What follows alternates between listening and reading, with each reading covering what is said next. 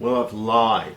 I said on the last video it was the second last one, and it turns out that I found a whole lot of stuff pertinent to the interior which I need to cover, or I want to cover, which means that there's going to be one or two more videos than I expected. This is stuff that I thought might be more useful or pertinent to people that are doing this sort of stuff that I'm doing in their garage at home. A lot of the interior stuff I bought wasn't quite as good as I hoped, and so I've sort of decided to refurbish some of them. So look, if it turns out to be a bit boring, you can always fast forward through it, but there are going to be some people that have commented that the longer ones are a little bit more useful to them, and so I've decided to make this one. I don't know, we'll just see how it goes, I suppose, but take a look, see what you reckon. See what this thing looks like. I also picked up these bonnet mould clips. So just sort of pulling them apart, they're pretty manky, although, having said that, they are structurally sound. Now, apparently the problem with these is they're a bit wide across the top of the squab here for the XY covers, but I do have a friend, I don't care about the reclining mechanism if that's wrong, because I'm not following any real pattern with this car. It doesn't matter to me if the seats are out of a different model, I couldn't care less, but what I do care about is the front seat covers fit well. Good. No, that's... I don't know if I want to use these actually. I think they're knackered. Now, pulling these seats apart hasn't been any easy feat, and if you look at that pivot there, it actually stays put while you twist the frame around, and it shouldn't. It's not supposed to do that. Now that's thrown me. I've been looking for circlips behind here, looking for clues here and there as to why that's turning, or at least how to remove that to separate the cushion frame from the squab. Now this took me a little while to work out. Jason came around last night and we sort of figured it out together. This locating tab here has a little tongue on it underneath. You can see where the screwdriver is that goes into that hole just there. And what that is it sits... I don't know if this is in focus. It doesn't look like it's in focus. It sits in that groove there. Now this thing's hopelessly rusted in. This one came out without too much trouble. You can sort of wiggle it free, and it sort of locks into itself all around here. It can fit in and it can't, or it fits in and it can't rotate. We've been looking for bolts and everything and looking for ways of pulling this apart. We don't need to. So what we're going to need to do, because this is stuck and I don't want to sort of pry in here, I'm going to put a steel rod through the end here and try and knock that out. Now I was alerted to the fact that I'd bought the wrong seats. These seats I knew weren't XY ones because they had a stitched in back. If you look at the back of the cushion, or the back of the squab cover, so it's all stitched. Well, it's been cut now, but it's all sort of stitched as one. And I knew XYs used a separate panel. I also knew they were Fairlane seats by the upholstery on them. But I didn't really stop to think about what sort of Fairlane or the consequences of it. They're actually ZAZB. A lovely bloke on the forum alerted me to that, and he also sort of said, Pete, I hate to burst your bubble, but they're not going to fit. So there could be some frame alterations and this sort of thing we need to do. So Jason, the motor trimmer, came over yesterday and we had a look at them and sort of talked about them. It looks like the covers will fit, but we're going to have to do a bit of fettling, but I'm going to get him to do it. I'm not going to do it. I sort of concentrated more on the back and didn't consider this stuff. But I have an issue because this explains why these seats are $400 in this condition and XY ones are $900 in the same condition. And I actually refuse to pay an XY premium because I don't see why I should. And this car isn't following a GT replica type build. It's my build. And so I don't think it matters too much if you do use the incorrect bases or incorrect frames, provided they fit and look well. Now another thing I've noticed is that there are faults, and the trimmer, Jason, had a look at these yesterday and he hated the way they were stitched. It's not this, it's the other one. The other one's got a bit of gathering here. And I don't know the reason, but all I can assume is that the people that make these covers, if there's piles of seconds, or if there's seconds, they throw them all in a pile, put a kit together and put it on a $0 auction, which is the reason I got these for $3.95. But if you get a full kit of perfect ones, they're the ones that are going between $800 and $1,200. And so the old saying, you get what you pay for, certainly comes into play with that. And so you have to be aware of that when you're doing these sorts of things. You are going to get people, particularly with these models, because they're so well known and so loved. You're always going to get people saying, you know, that's not right or that isn't period correct. It's worth noting that around the change of models on these cars, Ford did use subsequent model kit in them, so to speak. So, for example, you know, the very last of the XBs might have had a lot of XC stuff in them and stuff like that. I mean, that's a bad example, I suppose, but it goes along those things, those sorts of lines. The fact that people say, you know, that isn't correct or this isn't right, I'm going to get a lot of that with this car. I know I'm going to get that. And all they're really saying to you is, look, if I did it, I'd do it differently. It doesn't really matter that much. I don't think it matters, and I refuse to sort of follow that model. But this is just a solid piece of round rod, and I can't get this out. So I figured, look, we've just dropped the washing. I figured if I did a bit of a hiding, look at that. It came out. Rusted in, but came out. How cool is that? So, this also creates a few worries. That's from work, I'm going to take that back to work. This also creates a couple of worries, and one of them is this. This crap is all, or this stuff I should say, is all bonded into this case. And it all works. The recliner works, the little seat back thing works, but check out the chrome. Beautiful. And I can't do much with that. And I don't think I can get it re-chromed, or at least I don't know how to. This is another one of those jobs where if you buy air conditioning ones, it's going to be hundreds and hundreds of dollars. They can be changed later quite easily, but I'm not going to bother. Now you can see this is in pretty bad condition. It's all sort of scaly and the chrome's all peeled off. Now these are very hard to pull apart because it's all sort of bonded together, but whatever the case, if something is assembled, it is disassemblable. But I thought I'd step outside the box and do something perhaps a little bit different with it. And I've seen these sorts of logos turning up on the Year 7 locker floor, and I'm not really sure what it is or how it'll look, but I thought maybe if we just sort of try and jazz it up with a bit of artwork, it might look good.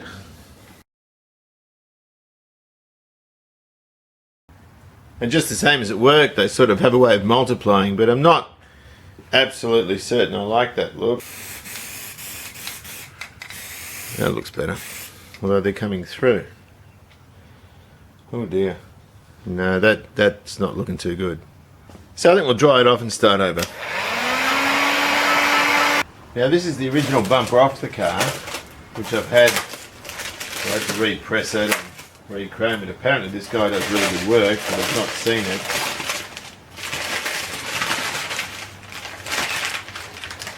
Gee whiz. Wow. Well, that does look good. It's a bit of a shame because I haven't done a lot of the stainless mouldings on the car because I wanted to save costs at this stage and do them later because they're easily removed. Holy smoke, that's beautiful. Doesn't look like the same bumper. It's hard to think that that's actually the same bumper that I sent in to be reconditioned. Goodness me, that really is nice. Wow. Well, I've got these dirty old seat frames. I'm going to give them a power wash. There's a lot of sand and silt and everything on them. I've also got things like these bits of vinyl here, which are just designed to stop the things twanging when you sit on them. So I'll take all those off and give it a good bath.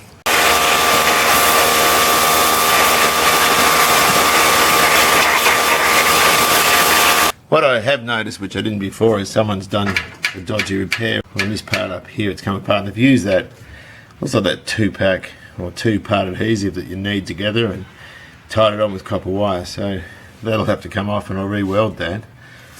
But so far so good. Stop funny, Dad. Hold on a bit. Dad, stop it. I'll throw the camera.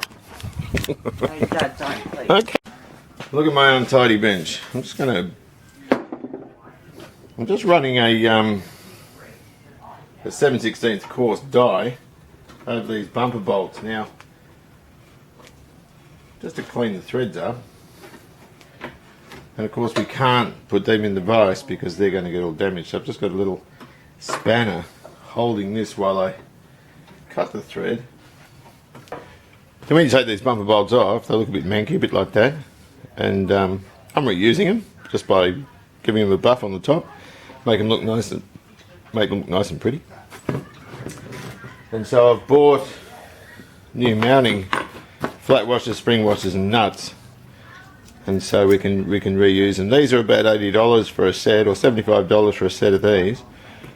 And then it's sort of, you know, $8 postage, $10 postage. But for the sake of running a die over there and recutting that thread, then it's only cost me $7 for a set of 12 of these.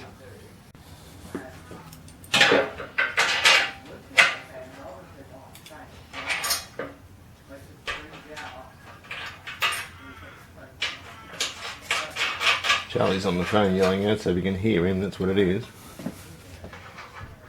Now I might leave these a tiny bit loose because there's a little bit of fore and aft movement, or side to side movement I should say, so we can establish the correct width between the chassis rails, and then I can sort of tighten it up properly on the car. Well, I'm going to put these door trims on, or we're going to put the back door trims on for now. These are XY saddle, they're different from XW. The sort of pattern, stitching pattern, everything's a bit different. And they come uncut, so round where the door lock escutcheon goes isn't cut, so I've sort of poked a hole there. And also around the window winder, so if you were doing a custom one, you could actually fit electric windows on these, it wouldn't be a big deal. I said in an earlier video also that I wasn't prepared to cut out where the ashtray goes. No one's going to smoke in here, so I don't think we need that. But what's particularly good about this kit is it comes with all your door cups that sort of fit in there around where your handle goes. They sort of go that way. So behind the armrest you can sort of reach in and grab your interior handle. I haven't got the handles yet, so I'm not going to worry about those. But it also comes with all 4 trims and all the mounting hardware as well, which is the male and female clips, the door lock knobs, and of course the little escutcheons as well, which are sort of stainlessy looking things with little felt bits inside which the lock sort of goes up and down in. So I guess the first thing we're going to do is put that on, and I've poked a hole around here, so that should just, these just bend over, they've just got 2 tabs, and I'm going to bend them in a little bit and then just plonk it through there, and they're really well made. Now they say, sound like Jeremy Clarkson, don't they? They say that you should use your old steel tops. Now, these seem to fit really well, and these are repo. I didn't have any changeover ones, so I paid $790 I think for these, for this kit. And I think it represents brilliant value, because if you've got an old Holden or something like that, you have to get them tailor-made. EHs and EJs, I know there's a guy not far from here, and he charges about $300 per trim. And of course you don't get all your hardware, so I'm just going to maybe cut a little bit of this back and then fold it underneath so it goes through. And in order to get them in, you're sort of digging out, there's a whole lot of sort of foam, thin foam behind the vinyl, and you're sort of just digging some of that out to allow yourself a little bit of clearance for this to snap in, because it does have a series of shoulders around it that snap in, and so that should go in, which it virtually has now. It almost has. I think we're pretty good there. And then we can just bend those tabs over and that'll retain it. Let's get a screwdriver. We can just bend them over so it's all good.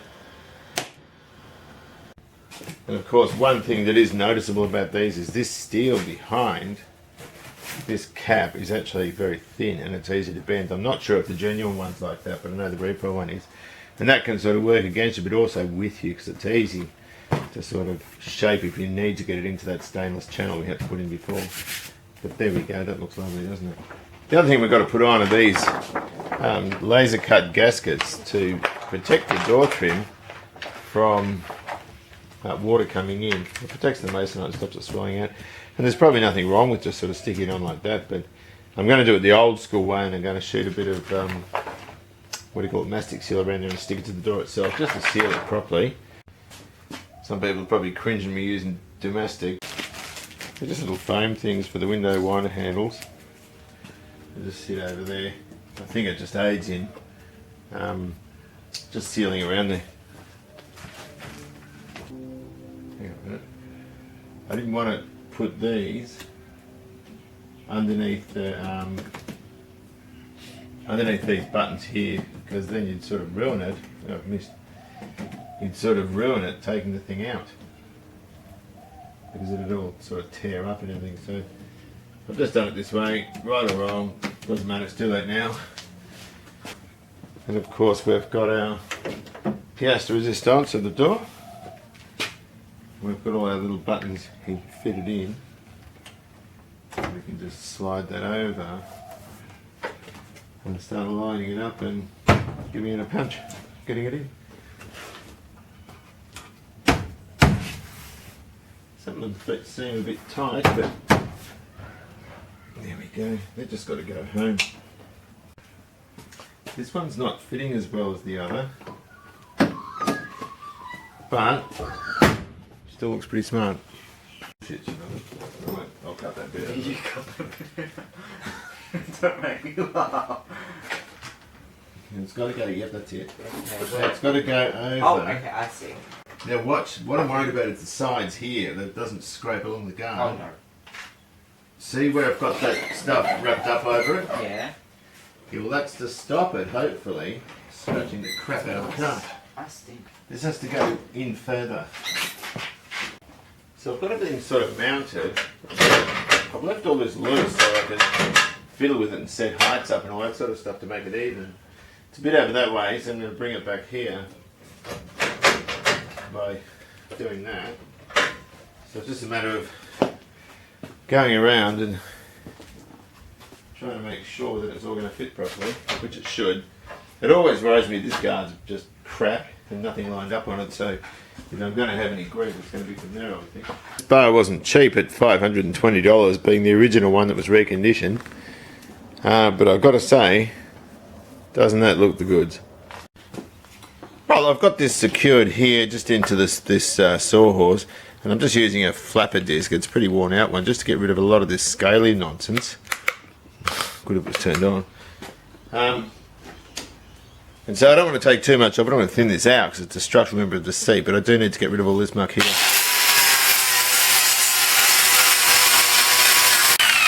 So I'll just persevere with this. I'll have to get in something a bit tighter into here and also onto that lever because I need to sort of clean that up as well. But already you can see, I mean, it's not exactly level, but I've got another idea for that I'm going to do later. But in the meantime, I'm just going to get rid of all this muck.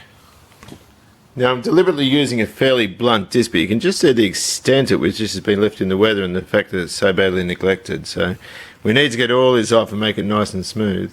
Might hit it with some phosphoric acid after that. When I was a little kid, everyone used to say that nursery rhyme to me.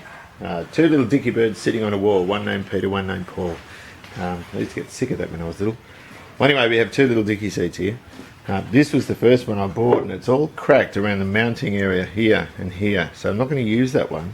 Of course, the second one is in great condition otherwise, aside from a chunk taken off the back here, and I've just put a couple of self-tappers in there and bolted it effectively, and so I'll just paint this back panel in a satin black, and it shouldn't be too obvious at all.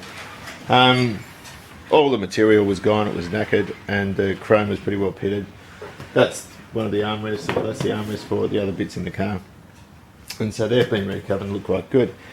But what I've got to do, I didn't weld these when I'd finished welding up the car. When I was doing the welding on the car, this is 3mm flat bar, and I can drill it and put a nice thread in to secure it down, which means it's got to be bolted to the tunnel.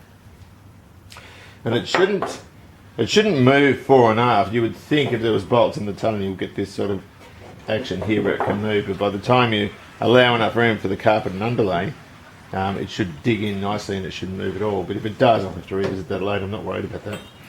But also I've made these replications of this just in a bit of gal sheet. These are out of scrap spins, these parts, and that way I can sort of mount this to the console and sit the console in position and mark up on the floor it comes to.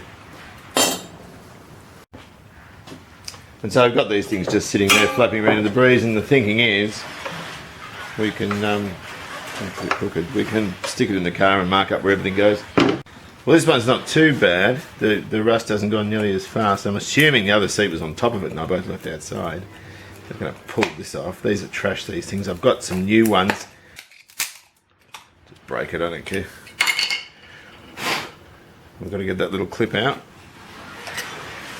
And we can take off. Have to put those in a bag. And that little thing with a spring on it. Just unhook that very carefully because I don't want to damage it. Like that, so I know that sits in there. And sometimes with things like this, it doesn't hurt just to put a bit of masking tape there. I've got a photo of it, but I sort of took the other one apart blind. But it doesn't hurt just to keep it bagged and tagged, just so that stays there, so I know that it's sort of, I can figure out the orientation. But I can go ahead and keep cleaning this now. And we don't want to take too much off. We just want to take off the pitted chrome. We don't want to take any structure out of it because this is the whole reason why the seat stands vertically. And a worn disc. This is an 80 grit, and it's absolutely shot to bits. But it's doing what I want it to do. It's not digging into the metal. It's just sort of skating along the top. And of course, I'm just bagging and tagging. I'm even keeping these now. They're shot. I'm never going to use those again. I have got some replacements, but I never throw anything out until I'm absolutely sure everything else fits, because there could be a design element in there I need to look at when I get out the new ones. Now, the new ones are second, but they're perfect as far as I'm concerned. There's nothing wrong. There's a tiny mark in the chrome, and they're sort of $18 a pair online, as opposed to well over 100, or around 100 I should say. I'm just trying to get anything off that looks remotely reflective.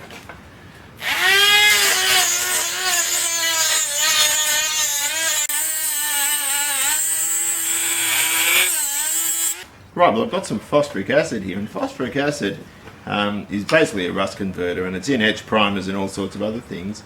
And I'm just going to go around and stick it onto the surface where the pitting is to effectively seal it up. Now, I'll wipe off the excess. This is basically the same stuff that dioxidine has in it, and 415 metal ready. That's a phosphoric acid, or it's full of phosphoric acid, and your etch primers, they all have it as well. And what it does is it basically has a chemical reaction with the rust, and so we wipe the excess off, and we're left then with a surface that we can fill and sort of mess around with. But I'm just going to coat these for now, and the other thing it'll do is, of course, it'll stop it corroding further. But this is the one that sort of needs the attention. This is the mess, this one. And what I'm doing is essentially unorthodox with these seat recliners. So we'll go around, we'll put that on. You'll find the rust will go black, and that's when it's having its reaction.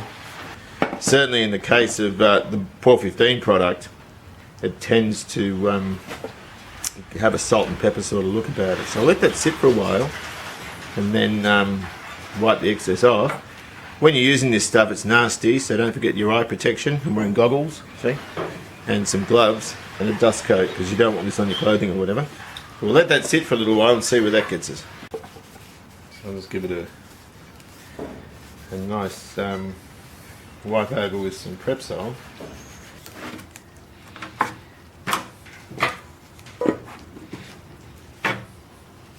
That's probably a bit too much, but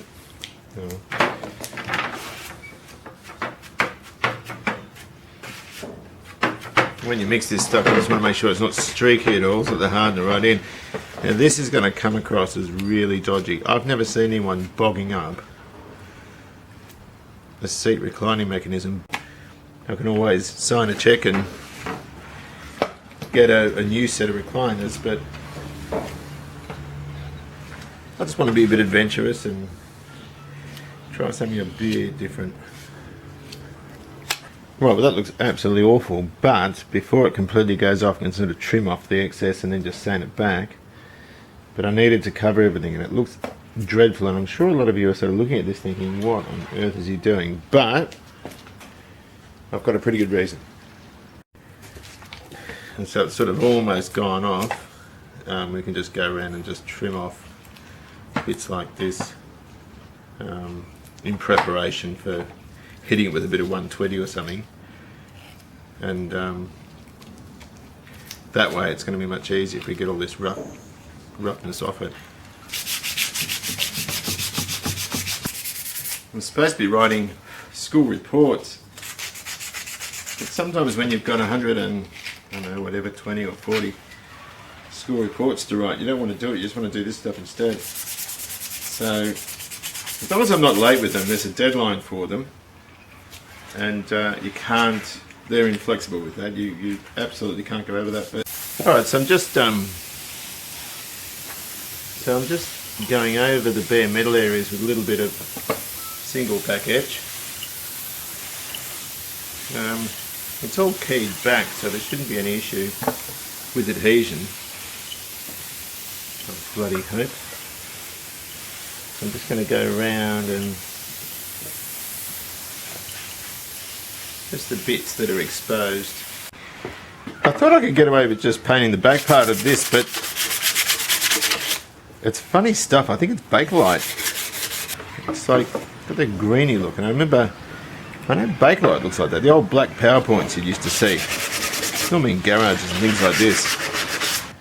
That's cool. Hello Cleo, how are you? The dog's paying a visit. Hello dear. Well, here they are in primer. There's a couple of imperfections around here I haven't seen until I got in the one colour, so I'll sort of work on those and then I'll prime them. And I want to prime them quite thickly. I've sort of almost run out of it, and in doing that then I can get them really, really smooth by sort of taking them back with a bit of 600 or so. Right, well, I've got a little bit of time. I'm fitting one of these remote boot releases on. I bought it for the Galaxy years ago from Dearborn Classics, and I'm sort of threading it through all down here, and it's interesting that the application's actually 65, what's that focus, 65 to 70 Mustang. And it sort of never ceases to surprise me how much American content is in these cars. Here it is there, it's awfully long, it's got to sort of be rooted up and underneath the boot lid. But there's far more Budweiser in this car than there is Big Bitter. About the only thing Falcon is the body shell and the dash, really. The rest of it's all derived from the Mustang. Even those hubcaps, which I thought, well, they are XY Fairmont ones, are exactly the same as, I think, the 71 or 72 Mustang. The only difference is they actually say Mustang in here. But, yeah, they're very, very American, these cars. I always thought they were an Aussie car, but they're not really. It's a beautiful bit of kit. I've got one of these on the XD I found on an old Fairmont gear that was being wrecked, but they're lovely things, and that'll sort of screw through the carpet down. Right, well, we're gearing up for a bit of interior fit out, or to begin the interior fit out on the car. I've bought a little bit of extra underlay for the front because I ran out.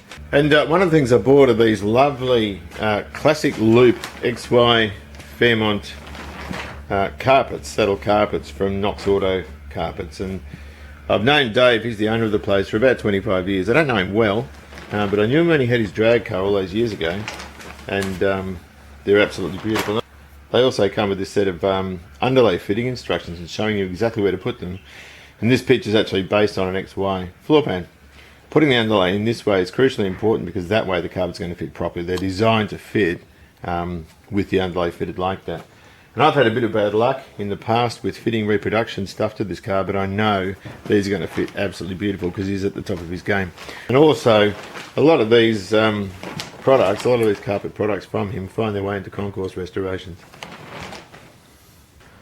We also have a battery clamp, that's a Mustang part like the rest of the bits in this car, and a seat fitting kit, a bolt kit with the spacers and nuts and all this sort of stuff. Now, a new XY's had lap sash belts, but I hadn't even stopped to consider it when I bought these. I did up a Fairlane and I got $1,800 for it, and that basically just paid for these seat belts and the door trim, so they're very expensive at nearly $1,000. You don't get much change out of $1,000. But you do have to keep a couple of things in mind with these. I don't know, theoretically speaking, how roadworthy they are, because there's no Australian standards stitched into any of the webbing, which normally that's the case. They do need to be they do need to be labelled.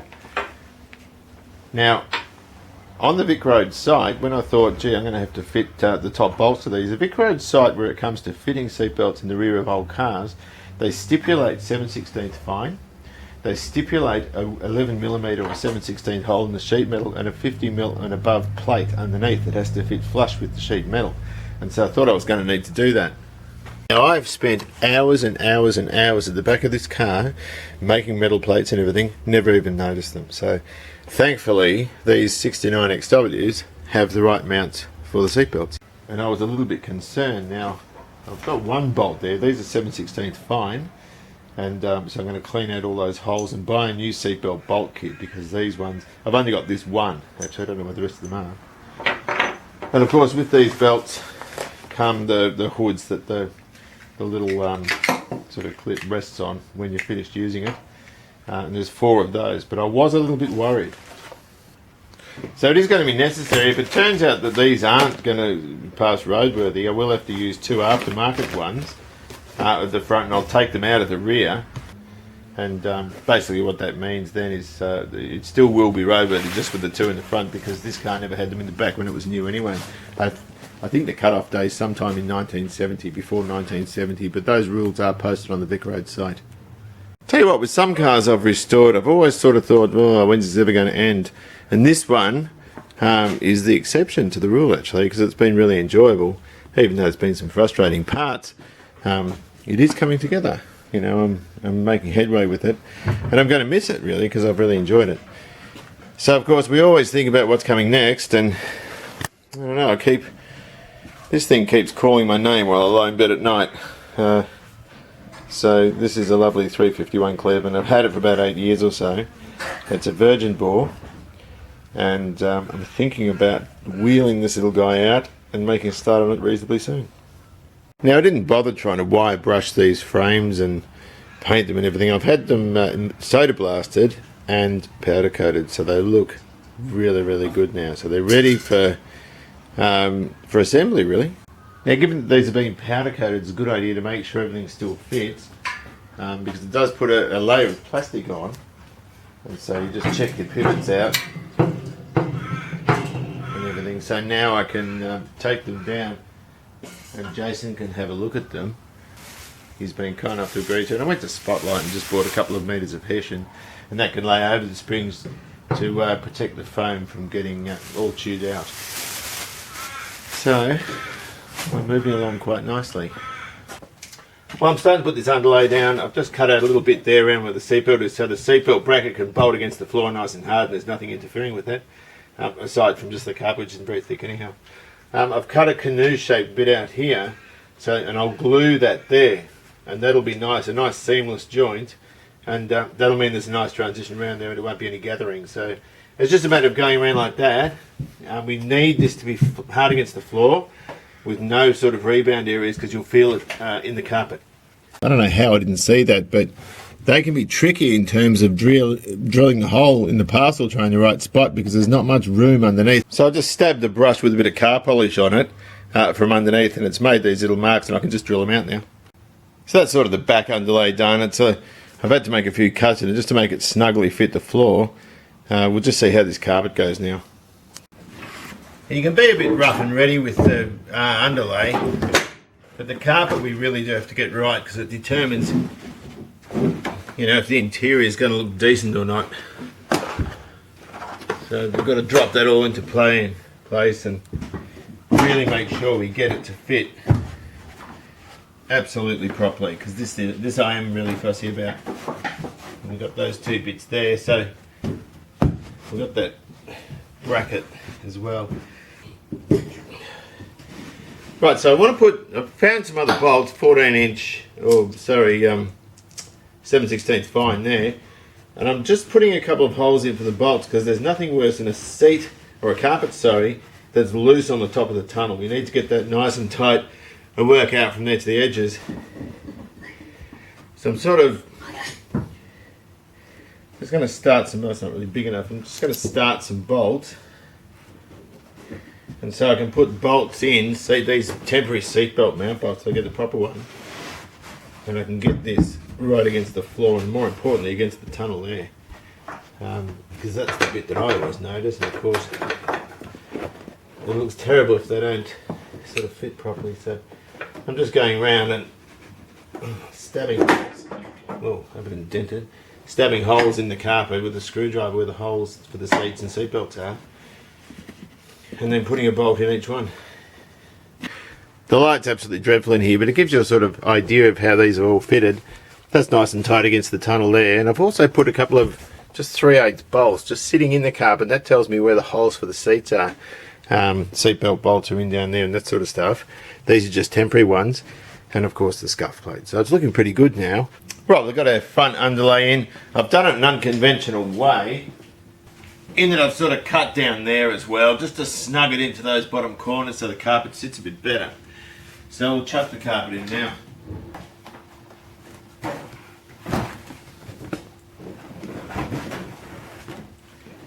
Get it up under the pedals and sort of sit it in the roughly the right spot. Bring it right up. And there's a line there that sort of goes in against this member here, so it sort of sits like that, but it does seem awfully, whoops, not quite there yet, so I'm just going to have to fiddle with this a bit and just get it to sit down. I think it's because of that bracket.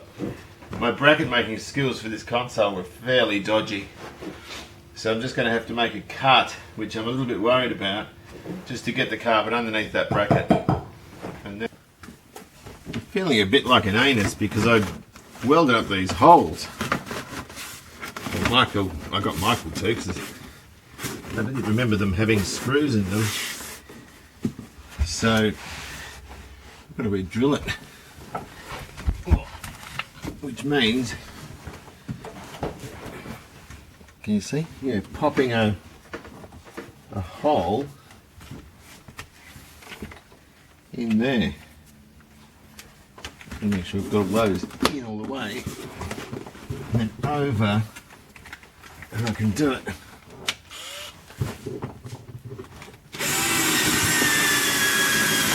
We've got a little, I'll just put that over there, there's little scuff plates, and when you get them they're blue, and all it is just a protective film, so you take that off and you get left with an absolutely, even though it's reproduction, who cares, it's beautiful. Look at that. Woohoo! Then we can just sort of screw those suckers on down here. The camera's in the way, I'm just going to move the camera.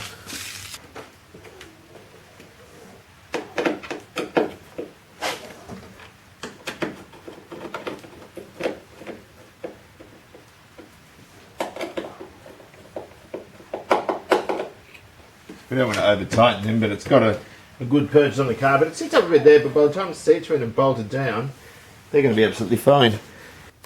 Okay, just one word of warning. You see that line there in the carpet? That's through drilling a hole for that mounting screw, and the pile of the carpet's caught the drill bit and torn out. So, you know, if it was a Concours car, that would be ruined, but because it's a little Falcon 500, it doesn't matter that much. But there she is, with the carpets in. Dicky seat frames just sitting there. I've still got to put the, what do you call them, those top mouldings between the padded windlays on. I mean, it's a pity. The camera really, the colour on the camera is not terribly good, but it is absolutely lovely in there. I'm very, very happy with that. And it fits beautifully, just like I knew it would. Don't have much of a clue where that boot release goes. I've just got it held in, with one screw, but that looks wrong. I'm going to have to shift that, I think. But yeah, this is a bad light. This is a terribly bad light to see it. The carpet looks a terrible colour, but it's really, really nice. So I think we'll leave it at that for now. Got to put the other door trim on, haven't done that yet. And I can't put this door trim on until I do something about the mirror. It needs a new glass. So I'm going to have to get that looked at as well. But the quality of it all, how did you get the light right? But the quality of it all looks absolutely lovely. And so here's the mirror here. It's in fairly good condition, but of course the actual mirror itself is damaged. So I'm going to try and get a new glass cut for that. In the next video we will certainly be finishing these. I want to show you what I want to do with these. I don't think anyone's going to guess what I'm going to do with that, but I am going to finish those in the next one. But as for the rest of it, I haven't got a clue because I'm always wrong and I'm not going to preempt anything. But until then, I'll see you later. Ta-da!